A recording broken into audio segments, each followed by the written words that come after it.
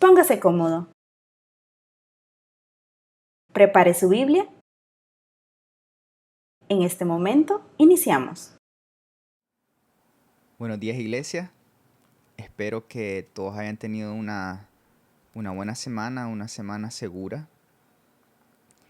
Por favor, abran sus Biblias a Lamentaciones, capítulo 3, comenzando en el versículo 21. Lamentaciones, capítulo 3, comenzando en el versículo 21. La palabra de Dios dice lo siguiente: Esto recapacitaré en mi corazón, por lo tanto esperaré. Por la misericordia de Jehová no hemos sido consumidos, porque nunca decayeron sus misericordias. Nuevas son cada mañana, grande es tu fidelidad. Mi porción es Jehová, dijo mi alma, por tanto en él esperaré. Bueno es Jehová a los que en él esperan, al alma que le busca. Bueno es esperar en silencio la salvación de Jehová. Eso es lo que dice la palabra de Dios, iglesia. Que las misericordias de Dios son nuevas todos los días y que podemos esperar en Él, podemos poner nuestra esperanza en Él. Y la realidad es que sí, las misericordias de Dios son nuevas todos los días y podemos confiar en sus promesas. Podemos confiar en la promesa que dice que Él todo lo obra para el bien de aquellos que le aman. También podemos confiar en aquella promesa que dice que la obra que Él empieza en nosotros la terminará y la llevará a su final hasta el día de Jesucristo. Podemos confiar en la promesa de que aquellos que piden sabiduría de Él se las dará. Podemos confiar en la promesa de que Él proveerá para nuestras necesidades. Podemos confiar en la promesa que sale en Isaías, que toda palabra que procede de su boca no regresará vacía, sino que cumplirá su propósito. Y esa es la palabra de Dios que tenemos aquí escrita en la Biblia. La palabra de Dios que nunca volverá vacía, sino que cumplirá su propósito. Y es por eso que esta mañana vamos a comenzar esta mañana exaltando a Dios por su fidelidad, por todo lo que Él nos ha prometido y que Él siempre cumple. Así que unamos nuestras voces, iglesia, para alabar a nuestro Dios.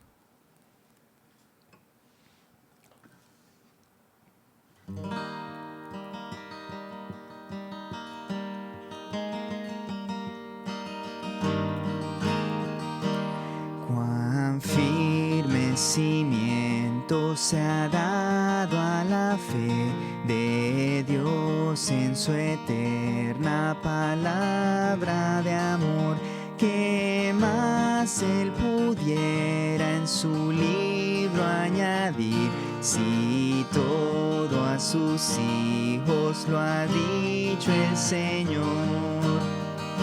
Aquella palabra que nos da fortaleza a nuestra fe. No temas por nada, contigo yo soy, tu Dios yo soy, solo tu ayuda seré, tu fuerza y firmeza en mi diestra estarán, y en ella sostén y poder te daré. Aquel Dios que está siempre con nosotros, aún en las dificultades. No habrán de anegarte las ondas del mar, cuando aguas profundas te ordeno cruzar, pues siempre contigo seré en tu dolor, y todas tus penas podré mitigar.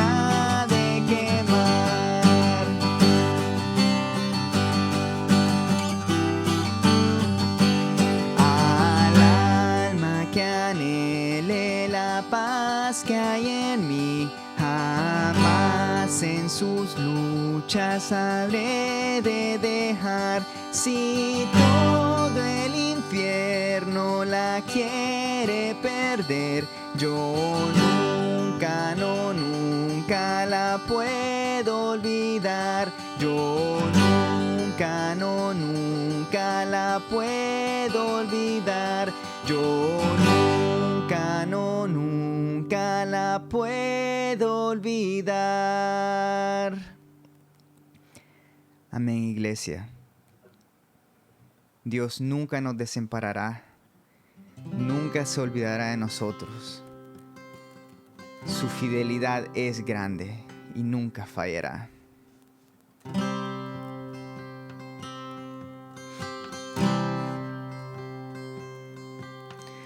Oh Dios eterno, tu misericordia, ni una sombra de duda tendrá. Tu compasión y bondad nunca fallan, y por los siglos el mismo serás. Oh, tu fidelidad, oh, tu fidelidad, cada momento la veo en mí. Nada me falta, pues todo provees. Grande, Señor, es tu fidelidad.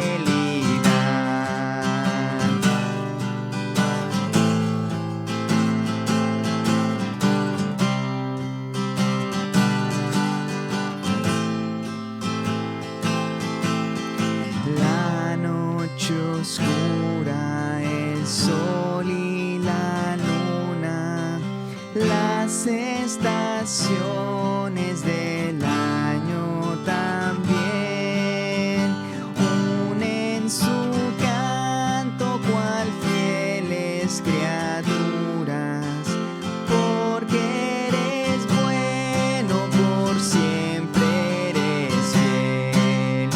Oh, tu fidelidad, oh, tu fidelidad, cada momento la veo en mí.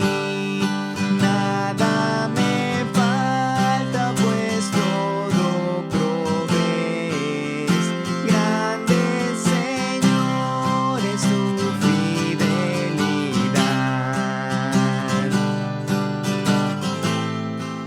El Dios que es el mismo por todos los siglos.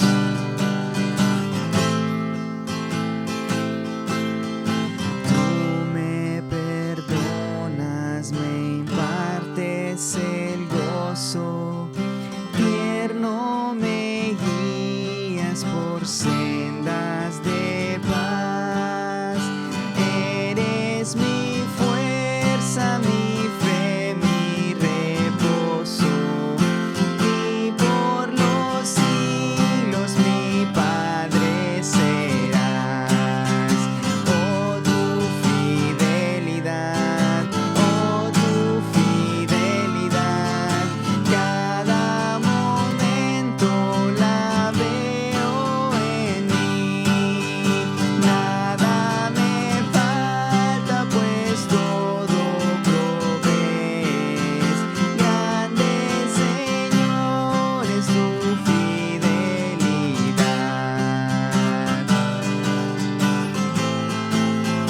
Grande, Señor, es tu fidelidad.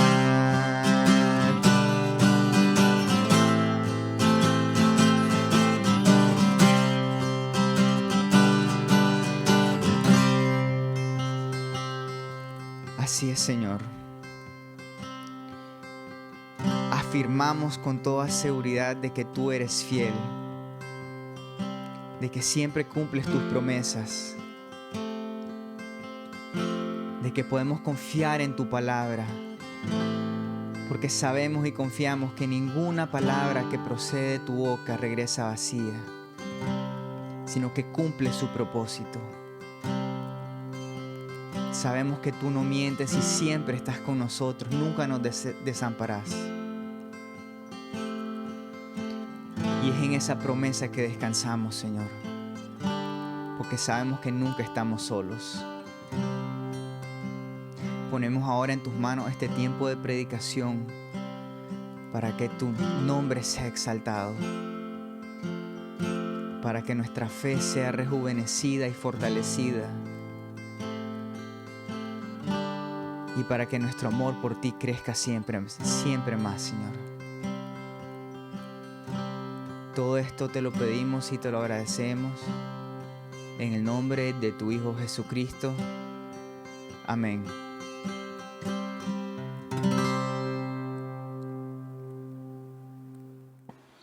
Buenos días, hermanos, que el Señor les bendiga. Qué privilegio es poder estar aquí otro domingo por la mañana para tener nuestro tiempo con la predicación de la palabra de Dios.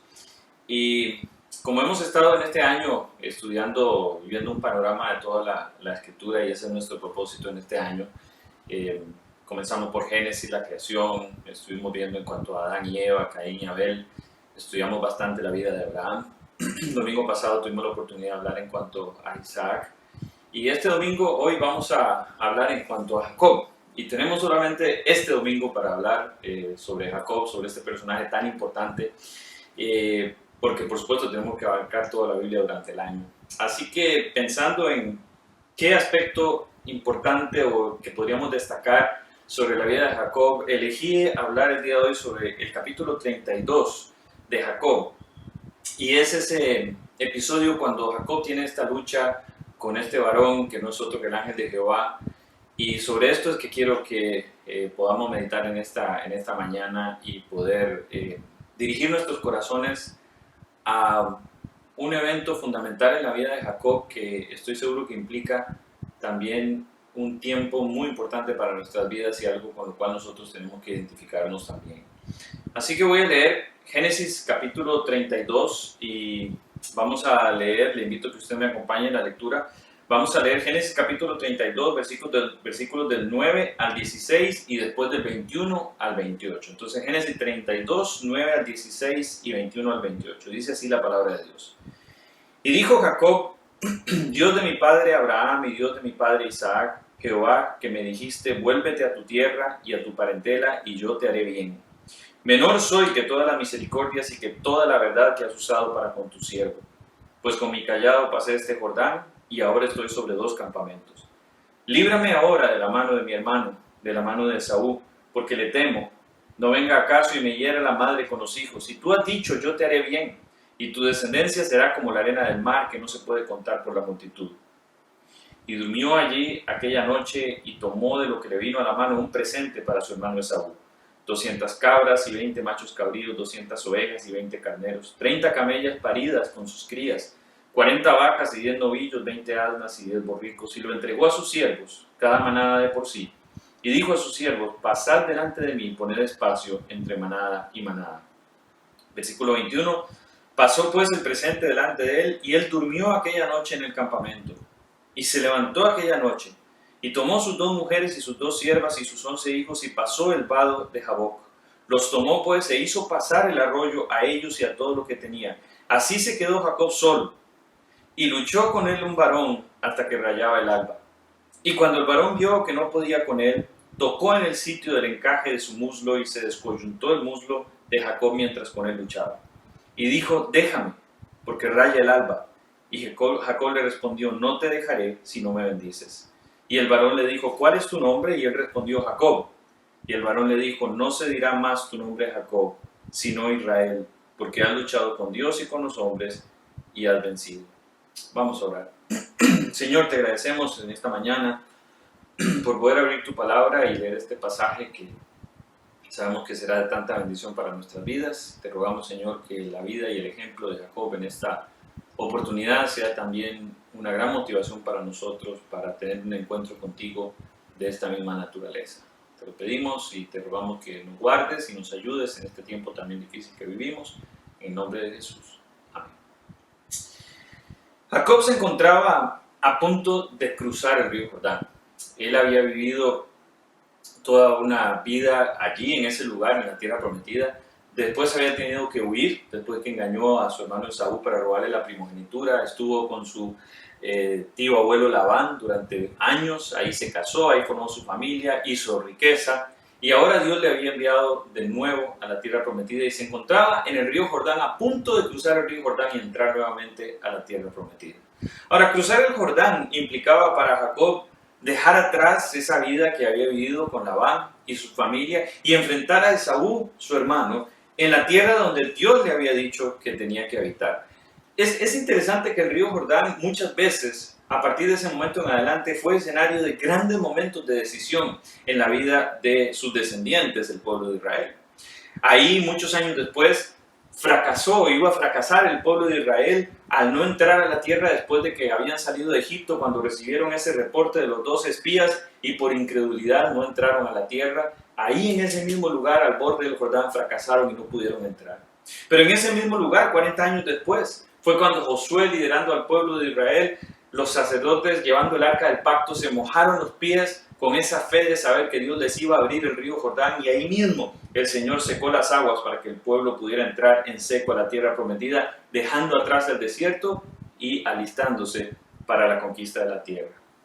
Y ahí, después, 1400 años más tarde, fue el mismo lugar donde Juan el Bautista predicó y donde bautizó y donde clamó: arrepentidos porque el reino de los cielos se ha acercado. Era el lugar donde el pueblo tenía que venir a arrepentirse y disponerse para recibir al Mesías que estaba a punto de mostrarse al pueblo de Israel. Entonces, el río Jordán siempre representó un punto de decisión, siempre representó una decisión difícil. En este caso en particular, cruzar el río Jordán para Jacob implicaba una encrucijada muy difícil. Volver atrás ya no podía. Él ya había quemado los puentes en su relación con Labán, una relación llena de engaños, de mentiras y aún de robos. Por delante estaba su hermano Esaú. Seguramente, pensaba Jacob, deseoso de vengarse por el engaño y el robo de la primogenitura que él había hecho muchos años antes.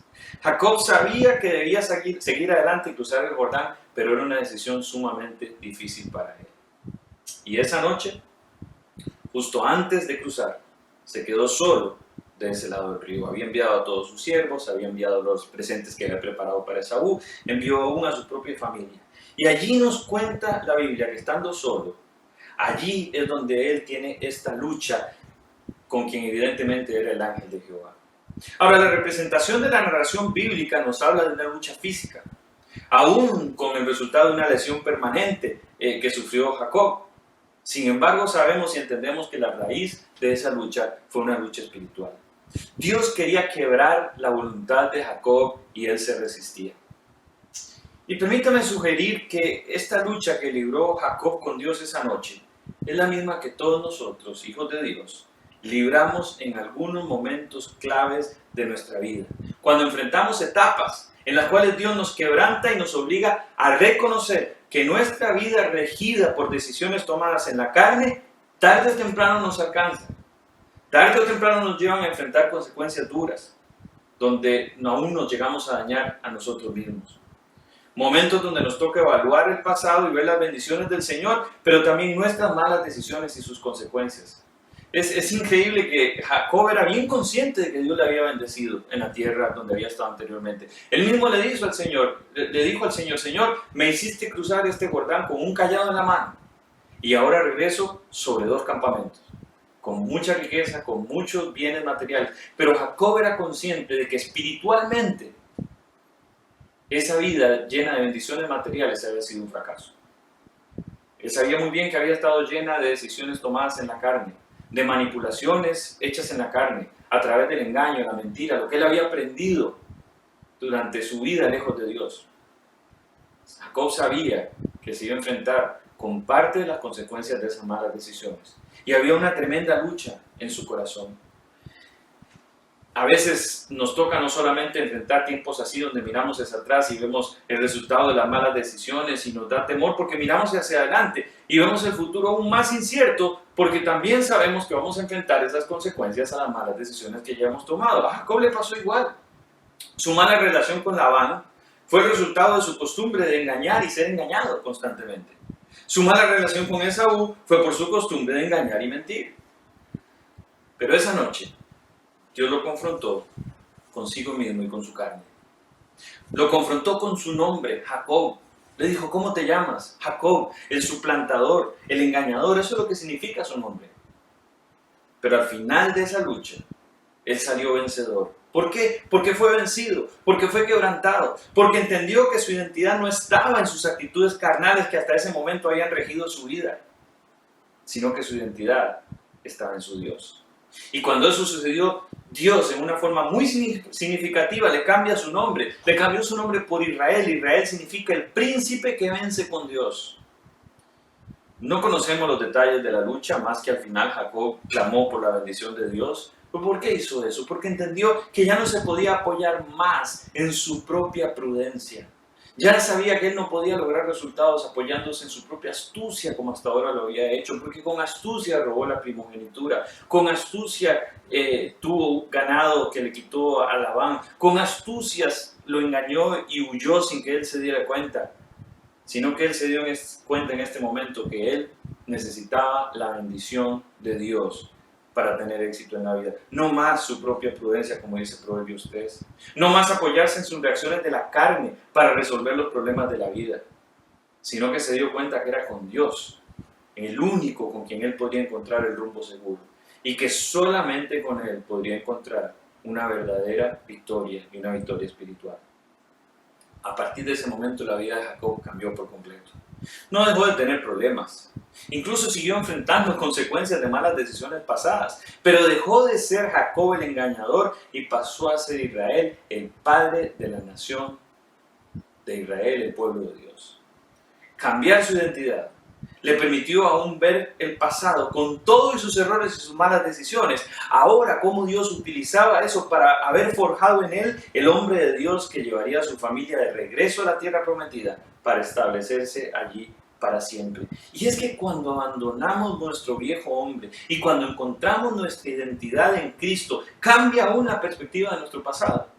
Pues Él puede convertir cualquier circunstancia, cualquier experiencia de nuestra vida en una bendición. Como dice Romanos 8:28, a los que aman a Dios, todas las cosas les ayudan a bien. Todas. Todas. Las experiencias que hemos vivido, aún los errores que hemos cometido, Dios puede tomar eso y hacerlo que nos ayude a bien. Ahora, tenemos que entender qué significa que nos ayude a bien. Bien significa precisamente lo que dice el versículo siguiente. Dice, para que fuesen hechos conforme a la imagen de su Hijo. Dios va a usar todas las experiencias para conformarnos a la imagen de Cristo. Y entonces cambia nuestra perspectiva del futuro, porque sin importar lo difícil que tenga que enfrentar, como Jacob que le iba a tocar enfrentar a su hermano Esaú, a partir de ese momento mi único deseo va a ser reflejar a Cristo en todo lo que hago. Cumplir la voluntad de Dios para mi vida, no pensar en satisfacerme a mí mismo, sino agradar a aquel que me tomó por soldado, como dice Romanos. La vida se vuelve más sencilla porque no tengo que preocuparme por descifrarla yo. Dios lo hace por mí. Las buenas obras que Dios preparó de antemano para que anduviésemos en ellas, se vuelven esa aventura del plan de Dios para mí, que no voy forjando yo, sino que voy descubriendo lo que Dios preparó para mí. Ahora, esto no significa que no haya esfuerzo de mi parte, o planeamiento, o metas, pero estas ahora responden a un deseo de glorificar a Dios, de seguir la guía del Espíritu Santo, no de satisfacerme a mí mismo o seguir la tendencia de mi carne como antes. Al final de cuentas, la voluntad de Dios es agradable y perfecta, como dice Romanos 12. Y yo nunca voy a poder superar lo perfecto con mis propios planes o mis propias ideas. Jacob salió de Canaán pensando tal vez nunca más volver. Salió habiendo engañado y regresó huyendo de las consecuencias de sus engaños y también los de Labán. Pero cuando cruzó el Jordán, lo hizo con una nueva identidad. No se trata de dónde estamos o lo que hacemos, sino de por quién y para quién. Jacob entendió esa noche lo que usted y yo tenemos que entender en algún momento de nuestra vida. Solo hay dos amos posibles en nuestro corazón, o nuestra carne o Cristo. Y la mayoría de las veces requiere una batalla espiritual, derrotar la carne y poner en el trono a Cristo, que fue lo que pasó con Jacob en esa noche que luchó con el ángel. La pregunta es, ¿estoy librando esa batalla? O más aún, ¿quién está ganando esa batalla en nuestra vida. ¿Cómo se relaciona esto con lo que usted y yo vivimos diariamente? Tiene una relación muy cercana y muy íntima.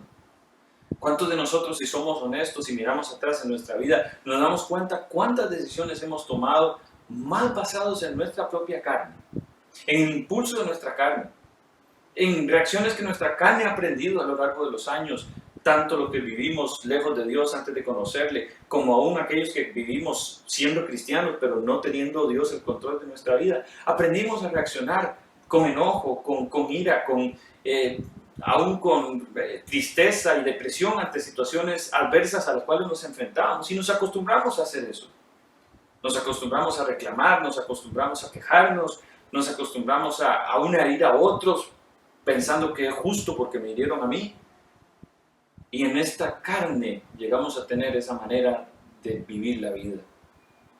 En algunos momentos teniendo algunos resultados que consideramos que son buenos porque nos trajo algún beneficio a nuestro orgullo, a nuestra reputación o a cómo nos sentimos, o aún algún beneficio material de actuar de una forma tal vez un poco deshonesta. Nuestra carne aprende a hacer esas cosas. Pero hay momentos en nuestra vida cuando nos damos cuenta, como Jacob esa noche antes de cruzar el Jordán, que no se trata de la riqueza, no se trata de los beneficios aparentes, se trata de quién verdaderamente es nuestra identidad y a quién verdaderamente estamos reflejando.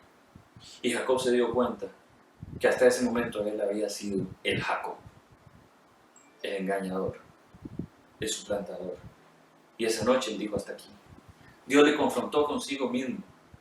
Y es como si le hubiera preguntado: ¿quieres seguir siendo Jacob? Yo tengo algo mejor para ti. Israel, el príncipe que vence con Dios.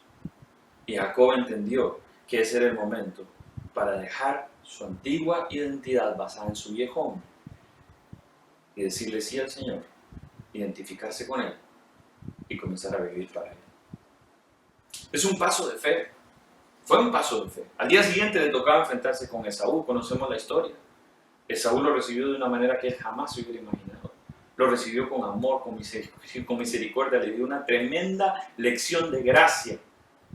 Una persona que tenía todas las razones para estar enojado y querer vengarse. Y Jacob comenzó a aprender su nueva identidad en Dios, en Jehová. ¿Quién es su identidad en este momento de su vida? ¿Quién reacciona cuando se enfrenta a dificultades? ¿Su viejo hombre o el Cristo resucitado que mora en usted? ¿Quién rige las decisiones de su vida? ¿A quién acude usted cuando tiene que tomar una decisión? ¿Va en oración al Señor? ¿Pide por la guía del Espíritu Santo? ¿Pregunta y va a la palabra para ver qué hizo Cristo en situaciones como las que usted está viviendo? Porque Él vivió para ser nuestro ejemplo y nos dio el Espíritu Santo para que tengamos el mismo poder que Él tuvo para vivir su vida en una forma recta delante de su Padre. Usted y yo podemos hacer lo mismo. Pero todo depende de quién gane esa batalla. Porque nuestro viejo hombre no se va sin lucha. Nuestro viejo hombre no abandona el trono sin dar guerra. Y por eso es que usted y yo tenemos que venir al Señor con un corazón humillado, quebrantado y reconocer que no podemos por nosotros mismos. Necesitamos el poder de Cristo para vivir la vida de victoria que Él quiere que usted y yo vivamos. ¿Sabe? Quisiera, antes de terminar este tiempo, pensar un momento en todas las personas que nos están mirando, que están mirando este culto esta mañana.